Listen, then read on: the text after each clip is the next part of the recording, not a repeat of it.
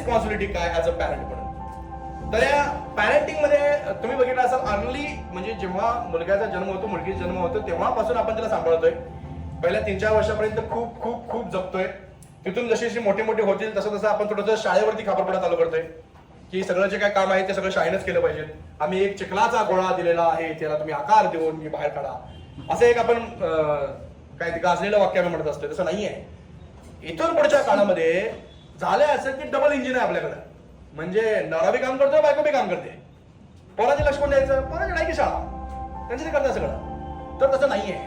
इथून पुढच्या काळामध्ये जेव्हा ज्याचे पालक आपल्या मुलांच्या शिक्षणामध्ये जागरूक आहेत तीच पोरं पुढे जाणार आहे.